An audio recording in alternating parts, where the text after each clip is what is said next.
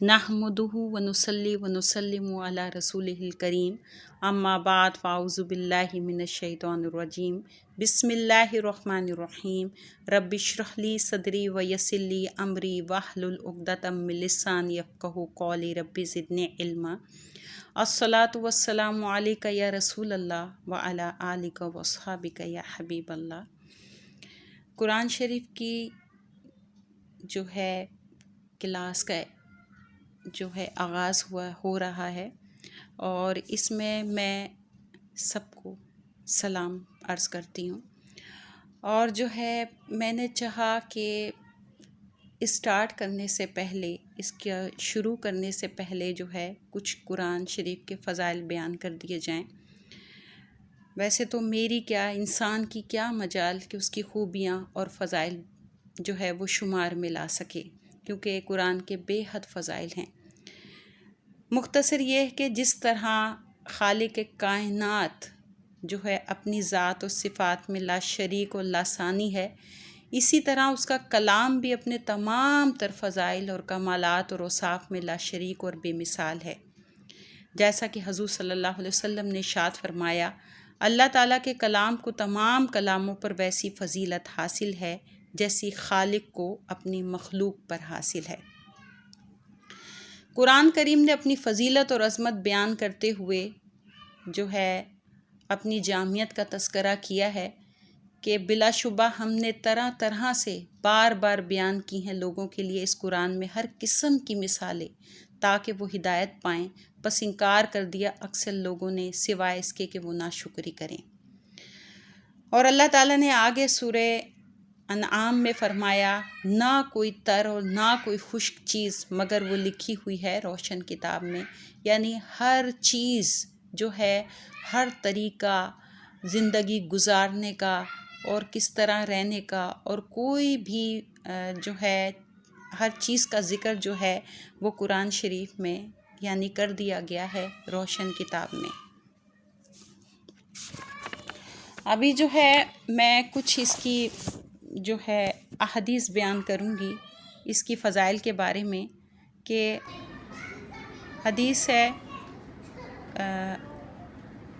जो है मुस्लिम की कि हज़रत अबू हुरैरा रज़ी अल्लाह ताला अन्हु से रिवायत है कि हुज़ूर सल्लल्लाहु अलैहि वसल्लम ने इरशाद फरमाया कि जब कोई कौम मसाजिद में से किसी मस्जिद में अल्लाह ताला की किताब की तिलावत करती है और आपस में उसका दौर करते हैं तो उन पर राहत और सकून नाजिल होता है। रहमत इलाही उन्हें ढांप लेती है, मलाइका रहमत उन्हें घेर लेते हैं और रब करीम अपने पास मौजूद नूरी मखलूक में उनका तज़किरा फरमाता है। हज़रत अबू हुरैरा रज़ी अल्लाह ताला अन्हु फरमाते हैं, मैंने बारगाह रिसालत में अर्ज़ की, या रसूल अल्लाह सल्लल्लाहु अलैहि वसल्लम मुझे नसीहत कीजिए। तो आप सल्लल्लाहु अलैहि वसल्लम ने फरमाया, तकवा इख्तियार कर, यही तमाम उमूर की असल है। फिर मैंने अर्ज़ किया, रसूल अल्लाह सल्लल्लाहु अलैहि वसल्लम और फरमाइए।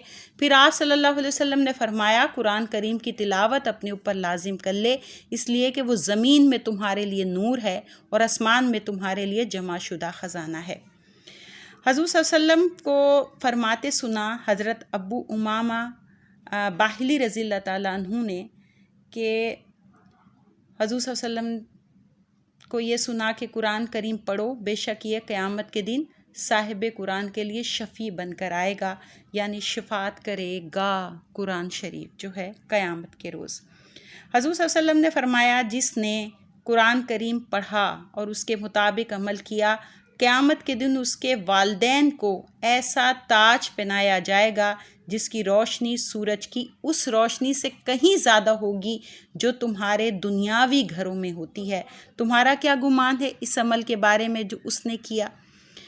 हुज़ूर सल्लल्लाहु अलैहि वसल्लम ने फरमाया, जब साहिब कुरान से कहा जाएगा, कुरान पढ़ और तरक्की की मनाजिल तय करता जा, और इस तरह ठहर ठहर कर पढ़ जैसे दुनिया में तरतील से पढ़ा करता था, बेशक तेरी मंजिल और मुकाम वहीं होगा जहां तू आखिरी आयत ख़त्म कर लेगा।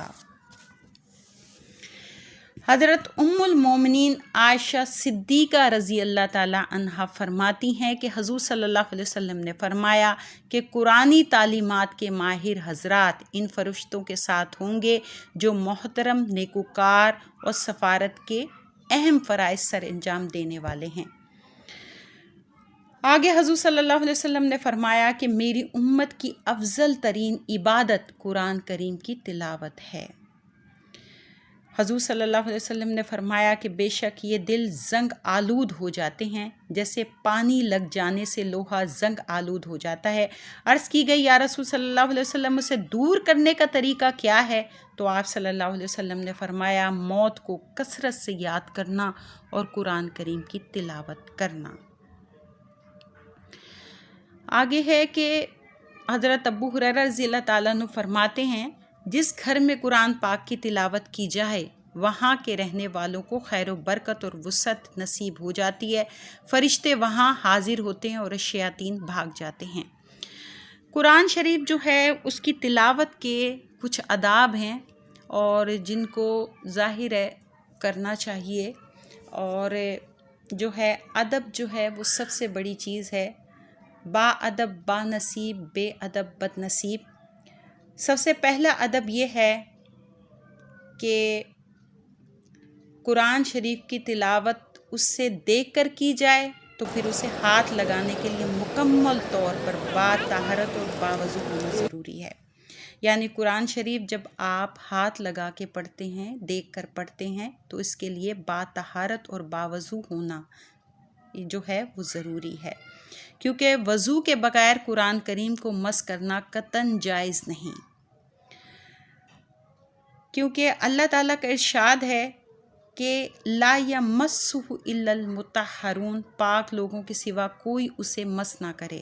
ہاں اگر قرآن کریم کو چھوئے بغیر زبانی تلاوت کی جائے تو بلا وضو بھی جائز ہے، لیکن اس میں یہ ہے کہ بلا وضو جب جائز ہے آپ کو کچھ آیتیں یاد ہوتی ہوں یا قرآن شریف کا جو حافظ ہو وہ عموماً پڑھا کرتا ہو تو وہ جو ہے بغیر وضو کے بھی پڑھ سکتا ہے، لیکن بہتر یہ ہے کہ باوضو کرے۔ اور اس میں ایک مسئلہ یہ ہے کہ جو ہے بغیر وضو کے پڑھنا چاہیے، جس پر غسل واجب ہو جاتا ہے تو اس وقت قرآن شریف نہیں پڑھا جاتا، چاہے وہ حیض کی حالت ہو، نفاس کی یا جنابت کی۔ اچھا، دوسرا یہ ہے کہ تلاوت کی ابتدا تعوذ و تسمیہ سے کرنی چاہیے، کیونکہ ارشاد رب کریم ہے سو جب تم قرآن کی تلاوت کرنے لگو تو پناہ مانگو اللہ تعالیٰ سے اس شیطان کی وسوسہ اندازیوں سے جو مردود ہے۔ تیسرا، تلاوت کے وقت وقار اور تمکنت کے ساتھ عاجزی اور انکساری سے سر جھکائے، قبلہ رو ہو کر بیٹھے یا کھڑا ہو۔ اگر لیٹ کر تلاوت کی تو بھی جائز ہے، مگر بیٹھ کر یا کھڑے ہو کر پڑھنا زیادہ موزوں اور بہتر ہے، کیونکہ اللہ تعالیٰ کا ارشاد ہے وہ عقل مند جو یاد کرتے رہتے ہیں اللہ تعالیٰ کو کھڑے ہوئے اور بیٹھے ہوئے اور پہلوؤں پر لیٹے ہوئے اور غور کرتے رہتے ہیں آسمانوں و زمین کی پیدائش میں۔ اور چوتھا ہے کہ قرآن کریم کو جو ہے وہ ٹھہر ٹھہر کر پڑھنا چاہیے جو ہے، اور خوب اس میں غور و فکر کرنا چاہیے، یعنی تفکر اور تدبر کرنا چاہیے کہ جو ہے قرآن شریف جو ہے ہم سے کیا کہہ رہا ہے اور جو ہے ہم نے اس کے مطابق جو ہے وہ عمل کرنا ہے۔ اچھا، دوران تلاوت جو ہے جہاں آیت سجدہ آ جائے تو فوراً ممکن ہو تو سجدہ کرے، اگر مشکل ہو تو بعد میں سجدہ تلاوت کرے، اور بہتر یہ ہے کہ اس میں جس قسم کا بیان و تذکرہ ہو سجدے سے فارغ ہونے کے بعد اسی کے مطابق دعا مانگے تاکہ قول اور فعل میں یکسانیت پیدا ہو جائے۔ ساتواں ہے قرآن کریم حسین انداز میں خوش الہانی کے ساتھ پڑھنا چاہیے، جیسا کہ حدیث میں ہے کہ قرآن کریم کو اپنی آوازوں کے ساتھ مزین کرو، یعنی آراستہ کرو۔ قرآن کریم آٹھواں ہے کہ قرآن کریم انتہائی درد و سوز، عاجزی اور انکساری اور اپنے اوپر جو ہے غم اور خوف کی کیفیت طاری کرتے ہوئے پڑھنا چاہیے، بلکہ رب کریم کے روب، جلال اور ہیبت و جبروت کے باعث آنکھوں سے آنسو بہانے کی کوشش کرنی چاہیے۔ جیسا کہ حضرت سعد بن ابی وقاص رضی اللہ تعالیٰ عنہ فرماتے ہیں کہ حضور صلی اللہ علیہ وسلم نے ارشاد فرمایا، قرآن کریم کی تلاوت کرتے وقت آنسو بہو، اگر رو نہ سکو تو رونے والوں کی صورت بنا لو۔ جو آیت پڑھے اس کا حق ادا کرے، یعنی آیت تسبیح و تکبیر پڑھے تو خود بھی سبحان اللہ اور اللہ اکبر کہے۔ اگر دعا اور استغفار کی آیت تلاوت کرے تو اپنے لیے بھی دعا مانگے اور مغفرت طلب کرے۔ اگر کسی آیت میں انعامات کا ذکر ہے تو اس کے لیے دستے سوال دراز کرے، یعنی اس کا سوال کرے۔ اور اگر کوئی جو ہے یعنی کہ جرم کا یعنی مصیبت کا تذکرہ آئے، یعنی عطاب کا پکڑ کا تذکرہ آئے تو اپنے لیے پناہ طلب کرے۔ تو یہ ہیں مثلاً مختصر سے جو فضائل اور آداب۔ اللہ تعالیٰ ہم سب کو اس کو کرنے کی توفیق عطا فرمائے۔ والسلام۔